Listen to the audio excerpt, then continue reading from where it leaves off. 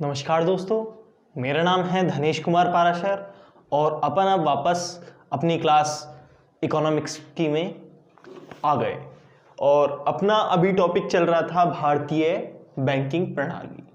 आज अपन भारतीय बैंकिंग प्रणाली में ही आगे करेंगे। पिछली क्लास में अपन ने क्या पढ़ लिया था? पिछली क्लास में अपन ने बैंकों का राष्ट्रीयकरण पढ़ लिया था। आज अपन पढ़ेंगे बैंकों का आपस में विलय।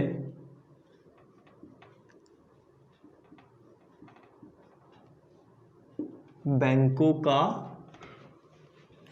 आपस में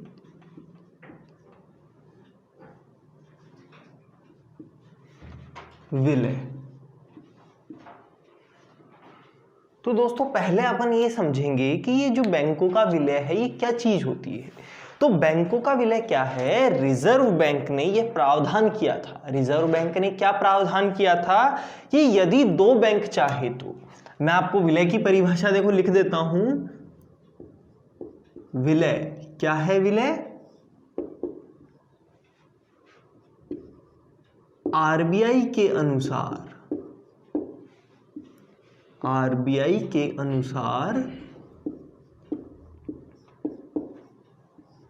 यदि दो बैंक चाहे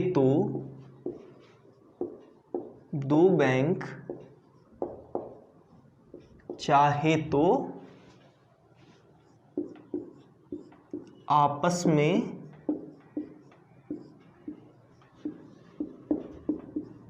विलय कर सकते हैं।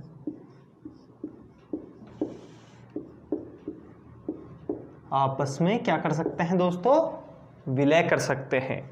और बैंकों के आपसी विलय की दिशा किसके अनुसार ही होगी? एनबीएफसीज, गैर बैंकिंग वित्तीय कंपनियों के बैंकों को, मतलब जिस अकॉर्डिंग एनबीएफसीज का विलय आपस में होता है उसी गाइडलाइन के अनुसार क्या होगा? आरबीआई के अनुसार उस एनबीएफसी का विलय जैसे होता है वैसे ही दो बैंकों का भी विलय होगा। तो अपन इसमें आगे कंटिन्यू क्या लिख सकते हैं कि जिस प्रकार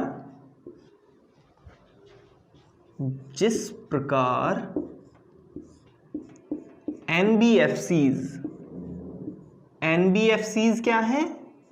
गैर बैंकिंग वित्तीय कंपनियां। एनबीएफसीज क्या है दोस्तों? मैं यहां लिख देता हूं, गैर बैंकिंग वित्तीय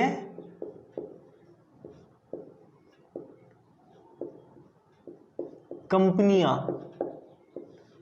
तो ये जो एनबीएफसीज होती है, तो अब दोस्तों आप सोचोगे एनबीएफसीज क्या होती है? तो एनबीएफसीज एक कंपनी, भारतीय कंपनी एक्ट के तहत, इंडियन कंपनी एक्ट के तहत वे कंपनियां होती हैं जो कि बैंकिंग काम नहीं करती। मतलब बैंक जो काम करते हैं उसको छोड़ के बाकी सारा वित्तीय काम करती है, फिनांस से रिलेटेड सारा काम करती है, वो क्या होती है? गैर बैंकिंग वित्तीय कंपनियां होती है, एनबीएफसीज होती है। तो जिस प्रकार एनबीएफसीज का विलय होता है उसी प्रकार किनका भी? बैंकों का भी उसी प्रकार विलय हो सकता है। बैंक्स का भी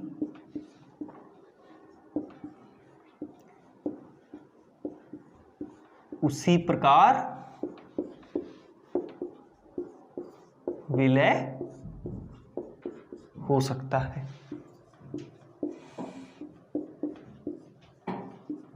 तो दोस्तों ये चीज समझ में आई आपके कि विलय क्या है? आरबीआई के अनुसार यदि दो बैंक चाहे तो आपस में विलय कर सकते हैं। जिस प्रकार एनबीएफसीज का विलय होता है उसी प्रकार बैंक का भी विलय हो सकता है। अब उसी प्रकार बैंकों का भी विलय हो सकता है। इसे क्या मतलब है? मतलब जिन गाइडलाइंस के अनुसार, जिन नियमों के तहत एनबीएफसीज का, अब एनबीएफसीज मैंने आपको क्या बताया, गैर बैंकिंग वित्तीय कंपनियां, नॉन बैंकिंग फाइनेंशियल कंपनीज, तो उसी अनुसार किनका भी, बैंकों का भी विलय हो सकता है। अब आगे अपन बात करते हैं कि इनके विलय में क्या शर्त है, इनके विलय होने में क्या शर्त आवश्यक है। तो अब अपन आगे देखते हैं।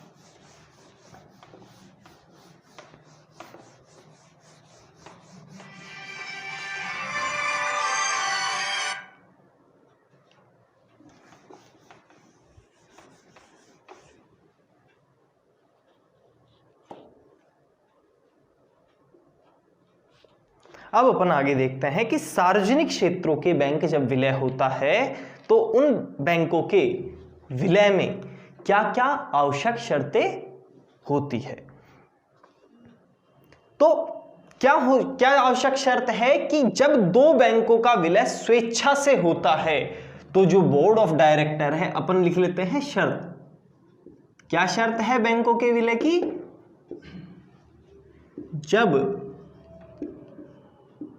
दो बैंक्स का आपस में विलय होता है, आपस में विलय होता है, तो उसके बोर्ड ऑफ डायरेक्टर्स। अब बोर्ड ऑफ डायरेक्टर्स क्या होता है? बोर्ड ऑफ डायरेक्टर्स उन ग्रुप्स का, उन मेंबर्स का ग्रुप होता है जो कि उस बैंक को क्या करते हैं, पूरा चलाते हैं। तो बोर्ड ऑफ डायरेक्टर्स तो क्या है, जब दो बैंकों का आपस में विलय होता है तो उसके बोर्ड ऑफ डायरेक्टर्स के 2/3 सदस्यों की क्या होनी चाहिए, सहमति होनी चाहिए। तो बोर्ड ऑफ डायरेक्टर्स के कितने, 2/3, 2/3 कितना, 2/3 मेंबर्स बोर्ड ऑफ डायरेक्टर के क्या होने चाहिए, राजी होने चाहिए। तो 2/3 2/3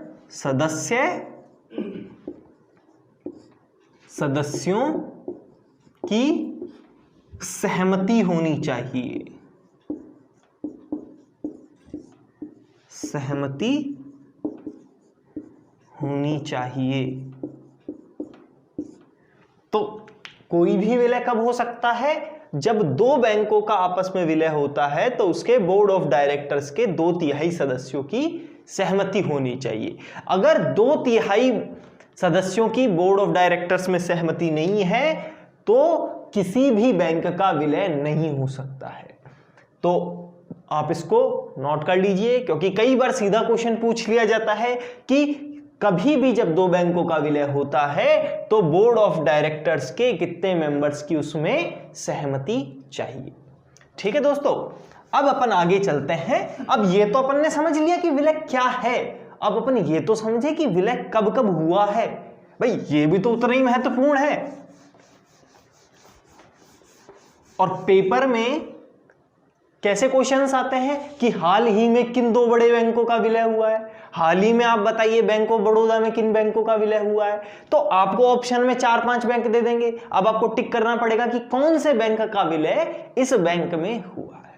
तो अब अपन बात करते हैं, मैंने पिछली क्लास में आपको एसबीआई के बारे में पूरा बताया था। अब अपन वापस थोड़ा सा आपको मैं और एक्स्ट्रा डीप में बताता हूं कि एसबीआई के बारे में अब तक कितने विलय एसबीआई में हो चुके, क्योंकि एसबीआई में ही अब तक सबसे ज्यादा विलय हुए हैं। मैंने जैसा कि आपको बताया था, bank of Madras, bank of Bombay और बैंक ऑफ आपका कौन सा, बैंक ऑफ, मतलब तीन जो बैंक थे, तीन जो बड़े बैंक थे, bank of Madras, bank of Bombay और बैंक ऑफ बंगाल, इन तीनों बैंकों का आपस में क्या कर दिया गया था, एकीकरण करके इंपीरियल बैंक ऑफ इंडिया बना दिया था।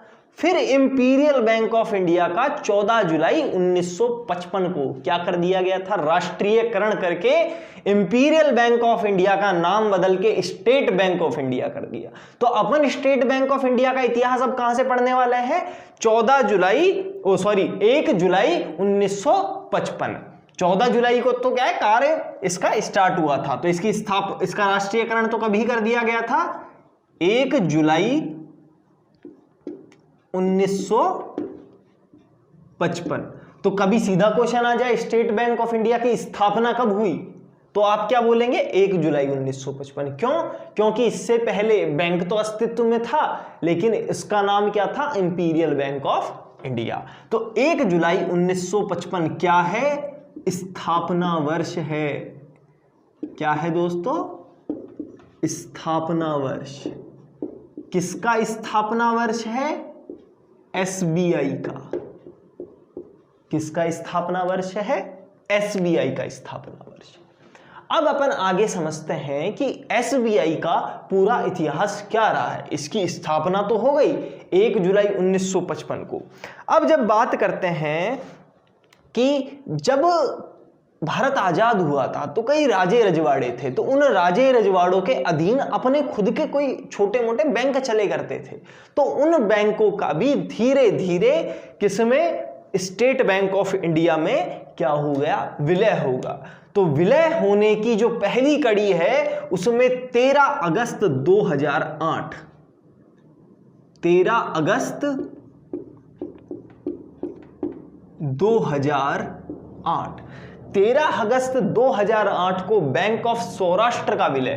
किसका विलय, बैंक ऑफ सौराष्ट्र का विलय, बैंक ऑफ सौराष्ट्र। अब सौराष्ट्र क्या है, सौराष्ट्र गुजरात में एक जगह है। अब वहां के जो राजे रजवाड़े थे उनके अधीन में ये बैंक चला करता था, bank of Saurashtra.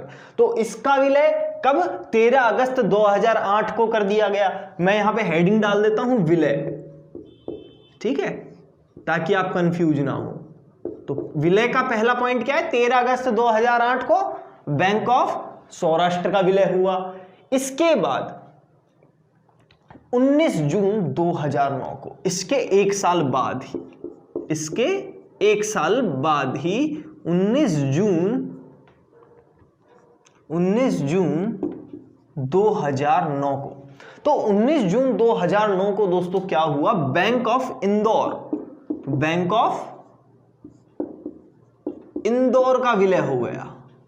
Bank of Indore कहां है, मध्य प्रदेश। इंदौर के बारे में दोस्तों एक और आपको फैक्ट बता देता हूं, भारत का सबसे स्वच्छ शहर, पिछले 3 स्वच्छता सर्वेक्षणों से ये नंबर 1 आ रहा है। तो ये भी आपका जीके का क्वेश्चन बन सकता है कि सबसे स्वच्छ शहर कौन आ रहा है, तो वो कौन है, इंदौर। तो 19 जून 2009 को बैंक ऑफ इंदौर का क्या हो गया, मर्जर हो गया। विलय को दोस्तों क्या कहते हैं इंग्लिश में, मर्जर। तो मर्जर हो गया, किसमें मर्जर हो गया, भारतीय स्टेट बैंक में, स्टेट बैंक ऑफ इंडिया में। तो 19 जून 2009 को हो गया। अब बात करते हैं आगे कि महिला बैंक का। भारत एक ऐसा देश है जिसमें एक ऐसा बैंक खोला गया, अभी अपन आगे पढ़ेंगे, भारतीय महिला बैंक के बारे में भी पढ़ेंगे। तो एक महिला बैंक जिसमें पूरा का पूरे मेंबर्स ही, उसको बोर्ड ऑफ डायरेक्टर, उसके सारे कर्मचारी सभी कौन थे, महिला थी। तो एक ऐसा महिला बैंक खोला गया, लेकिन दुर्भाग्यवश वो ज्यादा समय तक सरवाइव नहीं कर पाया। और उसका भी कब, उसका 1 अप्रैल 2017 को, कब, 1 अप्रैल 2017 को विलय कर दिया गया। किसका, भारतीय महिला बैंक का। अब दोस्तों मजे की बात क्या आती है कि भारतीय महिला बैंक का तो विलय हुआ ही हुआ, भारतीय महिला बैंक का तो 1 अप्रैल 2017 को विलय हुआ ही। साथ में स्टेट बैंक ऑफ इंडिया के जो 5 इसके सहायक समूह माने जाते थे, सहायक समूह माने जाते थे। कौन कौन से bank? State Bank of Hyderabad, state Bank of Mysore, State Bank of Travancore, State Bank of Patiala, State Bank of Bikaner and Jaipur. आपने नाम सुना होगा, राजस्थान में एसबीबी विजय बैंक था, तो उसका भी 2017 में ही क्या कर दिया गया? विलय कर दिया गया। तो ये विलय का आपको अपना टॉपिक है। मैं एक बार और बता देता हूं, स्टेट बैंक ऑफ इंडिया के 5 सब ग्रुप कौन कौन से थे, आप नोट कर लीजिए। State Bank of Patiala, State Bank of Travancore, State Bank of Mysore, State Bank of Hyderabad और State Bank of Bikaner and Jaipur. तो दोस्तों ये कहानी अपनी खत्म होती है एसबीआई के बैंकों की, कि एसबीआई में कौन कौन से मर्जर हुए। अब दोस्तों अपन आगे चलते हैं कि और कौन से बड़े बैंक हैं। तो जो भारत के 3 टॉप मोस्ट जो बड़े बैंक है, 3 जो टॉप मोस्ट बड़े बैंक हैं, उनमें सबसे बड़ा बैंक पहला कौन सा था? एसबीआई। उसके बाद दूसरा बैंक कौन सा था? कौन सा है अभी? पीएनबी। और तीसरे नंबर का बैंक कौन सा है? बीओबी, पंजाब नेशनल बैंक और बैंक ऑफ बड़ौदा। तो दोस्तों अब अपन बात करेंगे इन 2 बैंकों में होने वाले मर्जर की। तो पहले दोस्तों अपन बात करते हैं बैंक ऑफ बड़ौदा की। तो बैंक ऑफ बड़ौदा की दोस्तों मैं आपको बता देता हूं, ये गुजरात के बड़ोदरा जो शहर है उसमें सयाजी राव गायकवाड़, जो वहां के क्या थे? रियासत के शासक थे, सयाजी राव गायकवाड़ तृतीय, उन्होंने इसकी क्या करी थी? स्थापना करी थी। और कब करी थी? 20 जुलाई 1908 को। तो 20 जुलाई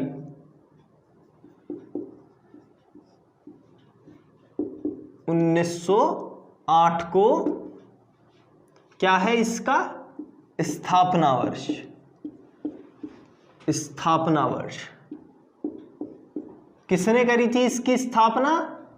इसकी स्थापना करी थी सयाजी राव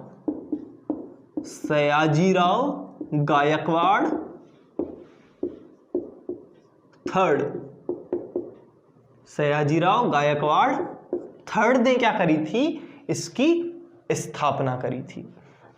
दोस्तों बैंक ऑफ बड़ौदा, जैसा कि आप जानते हो, 1 अप्रैल 2020 को माफ कीजिएगा, बैंक ऑफ बड़ौदा में विजया बैंक का और देना बैंक का 1 अप्रैल 2019 को, ये तिथि याद रखना, 1 अप्रैल 2019 को। तो 1 अप्रैल 2019 को किसका? विजया बैंक। जब मैंने आपको बैंकों का राष्ट्रीयकरण पढ़ाया था तो आपको बताए थे विजया बैंक और देना बैंक। तो देना बैंक उसमें पहले चरण में 1969 में राष्ट्रीयकृत हुआ था और विजया बैंक दूसरे चरण 1981 में क्या हुआ था? राष्ट्रीयकृत हुआ था। लेकिन 1 अप्रैल 2019 को इनका मर्जर किसमें कर दिया गया? बैंक ऑफ बड़ौदा में कर दिया गया। किसका? विजया बैंक और देना बैंक।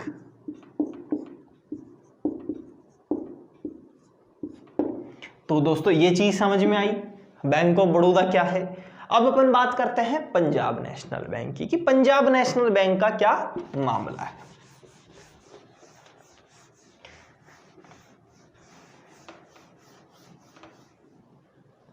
तो दोस्तों अपन बात करते हैं पीएनबी, पंजाब नेशनल बैंक। तो पंजाब नेशनल बैंक की 19 मई 1894, जब मैं आपको बैंकों का इतिहास बता रहा था तो तब भी मैंने आपको ये चीज बताई थी कि जो पंजाब नेशनल बैंक है उसकी स्थापना 19 मई 1894 को, 19 मई 1894 को की गई थी। क्या की गई थी? स्थापना। तो इसका स्थापना वर्ष है, इसका स्थापना वर्ष कब है? 19 मई 1894। क्या है? 19 मई 1894। अब दोस्तों की तो इसकी कहां पे गई थी? लाहौर में।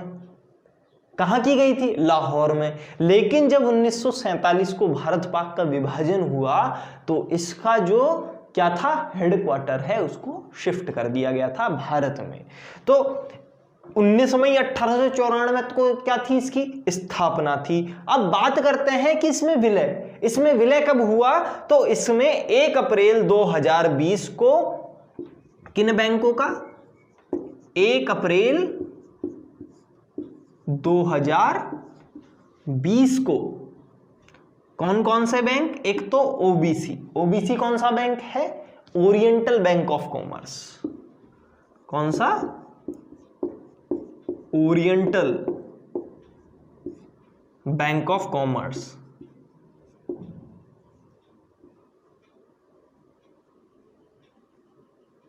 ओरिएंटल बैंक ऑफ कॉमर्स के साथ और यूनाइटेड बैंक ऑफ इंडिया।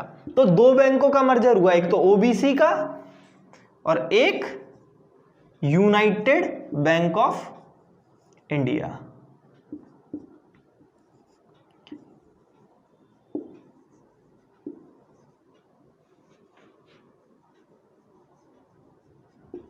ठीक है, तो यूनाइटेड बैंक ऑफ इंडिया और ओरिएंटल बैंक ऑफ कॉमर्स, इनका मर्जर 1 अप्रैल 2020 को दोस्तों किस में हो गया था? पंजाब नेशनल बैंक में। तो दोस्तों ये चीज क्लियर हुई आपके।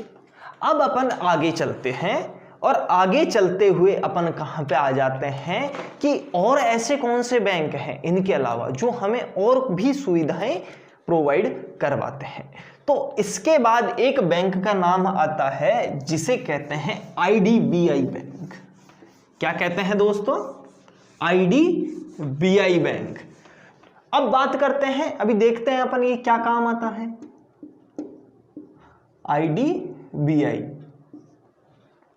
आईडीबीआई क्या है? Industrial development bank of India, भारतीय औद्योगिक विकास बैंक। क्या है दोस्तों इसका नाम? भारतीय औद्योगिक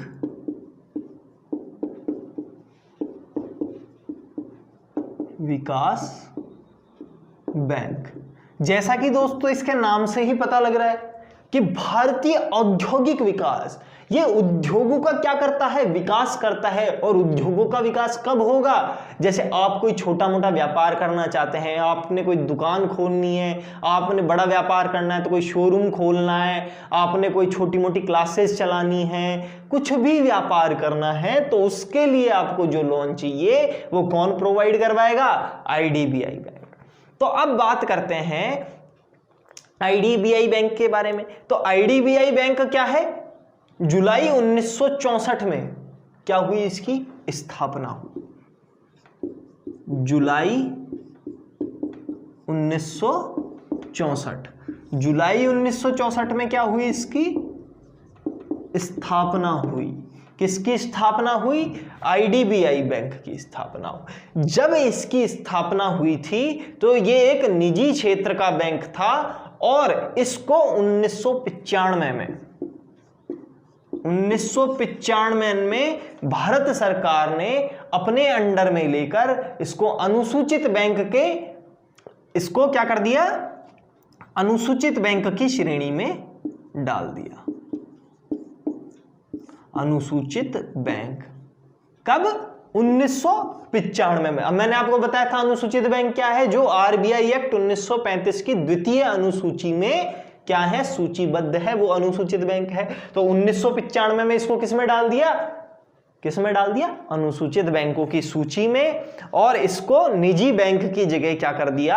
अपने साथ मिला लिया। मतलब इसको भी पब्लिक सेक्टर अंडरटेकिंग पीएसयूज में शामिल कर लिया। तो ये था दोस्तों आईडीबीआई बैंक। अब इसी कड़ी में दोस्तों अपन आगे चलते हुए बात करते हैं भारतीय महिला बैंक की, जो कि अपने आप का एक ऐसा अपनी श्रेणी का पहला बैंक था पूरे के पूरे विश्व में। तो क्या है? भारतीय महिला बैंक लिमिटेड। भारतीय महिला बैंक लिमिटेड। क्या है दोस्तों? भारतीय महिला बैंक लिमिटेड। तो भारतीय महिला बैंक लिमिटेड का उद्घाटन 19 सितंबर 2013 को हुआ, मतलब स्थापना। तो इसका स्थापना वर्ष कब है? इसका स्थापना वर्ष है दोस्तों 19 सितंबर 2013। 19 सितंबर 2013। इसकी प्रारंभिक पूंजी कितनी थी? प्रारंभिक पूंजी थी इसकी, मतलब कितना पैसा इसमें निवेश करके इसको शुरू किया गया, तो इसमें 1000 करोड़। कितना? 1000 करोड़। 1000 करोड़ इसमें क्या लगाया गया था? पैसा इन्वेस्ट किया गया था। प्रारंभिक पूंजी लगाई गई थी कब? 19 सितंबर 2013 को। इसका हेडक्वार्टर कहां पे था? नई दिल्ली में। हेडक्वार्टर कहां पे था? मुख्यालय तो इसका नई दिल्ली में था, लेकिन इसकी स्थापना कहां हुई थी? मुंबई में।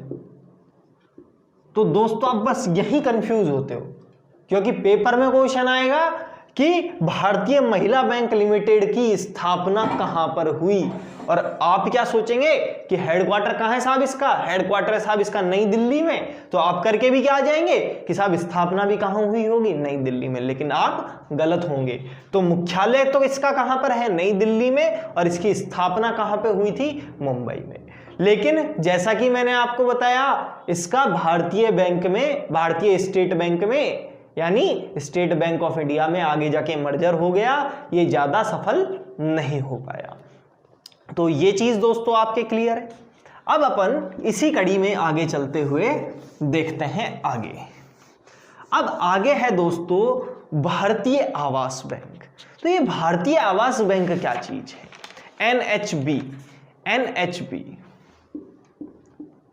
एनएचबी नेशनल हाउसिंग बैंक, भारतीय आवास बैंक। तो दोस्तों ये किस मकसद से बनाया गया? इसका मकसद बनाने का ये था कि आपको घर से संबंधित, आपको घर खरीदना है, घर बनाना है, या फिर घर में निर्माण करवाना है, कुछ भी करना है, उससे संबंधित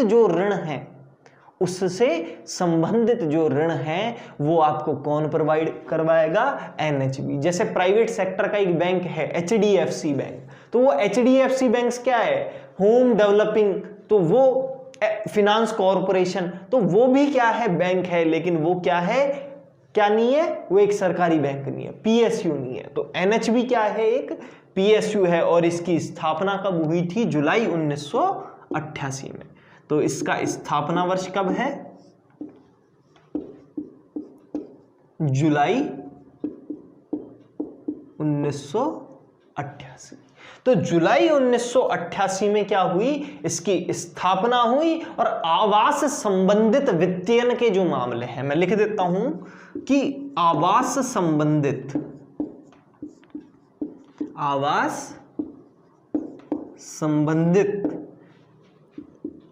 वित्तीय मामले, आवास संबंधित वित्तीय मामलों को कौन हैंडल करता है? एनएचबी, भारतीय विकास बैंक। और राष्ट्रीय आवास जो बैंक है, आवास संबंधित वित्तीय मामलों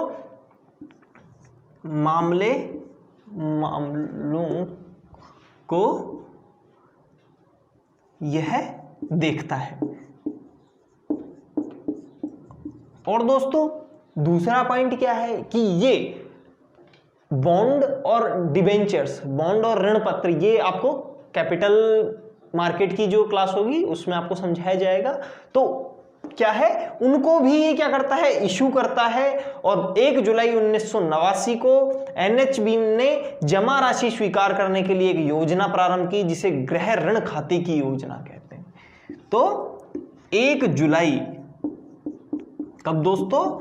1 जुलाई 1989 को कौन सी योजना? गृह ऋण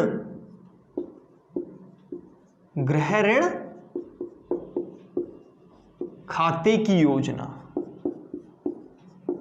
गृह ऋण खाते की योजना स्टार्ट करी। तो ये तो था दोस्तों हमारे एनएचबी के बारे में, नेशनल हाउसिंग बैंक के बारे में। अब आज का अपना जो लास्ट टॉपिक है वो है मुद्रा योजना। क्या है दोस्तों? मुद्रा योजना।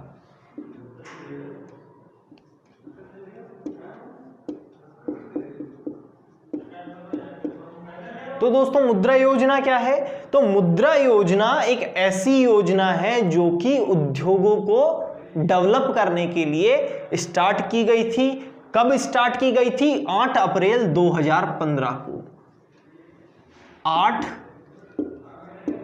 अप्रैल 2015 को 8 अप्रैल 2015 को प्रारंभ की गई। 8 अप्रैल 2015 को तो प्रारंभ की गई। साथ में 20,000 करोड़,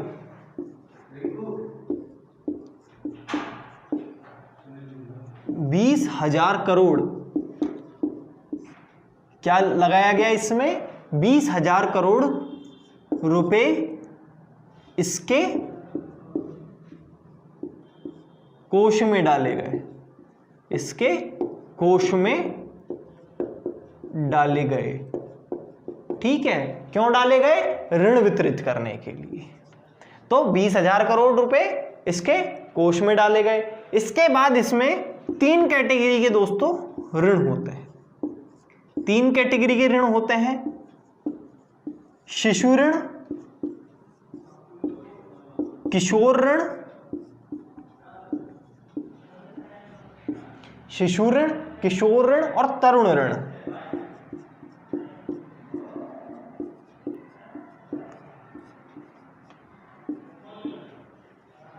अब इनको डिवाइड करने का कारण क्या था? इनको डिवाइड करने का कारण था इनका स्ट्रक्चर।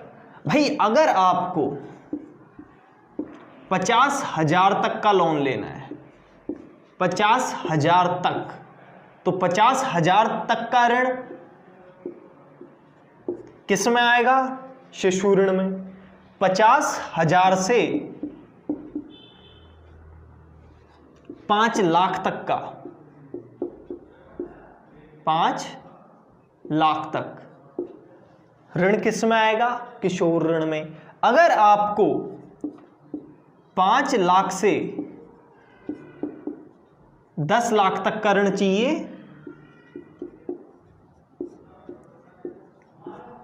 तो वो ऋण किस में आएगा दोस्तों? तरुण ऋण में। तो ये हमारी थी मुद्रा योजना। तो मुद्रा योजना के अंतर्गत क्या है? 8 अप्रैल 2015 को ये प्रारंभ की गई। 20,000 करोड़ रुपए इसके कोष में डाले गए। शिशु ऋण 3 प्रकार से आप इसमें ऋण ले सकते थे। शिशु ऋण 50,000 तक का ऋण लेना है, किशोर ऋण 50,000 से 5 लाख तक का ऋण लेना है, और तरुण ऋण अगर आपको 5 लाख से 10 लाख तक का लोन लेना है तो ये किस में आ जाएगा? तरुण ऋण में। तो दोस्तों आज की ये अपनी क्लास यहाँ पे खत्म होती है। अपन ने आज मुद्रा योजना तक समझा। मिलते हैं अगली क्लास में।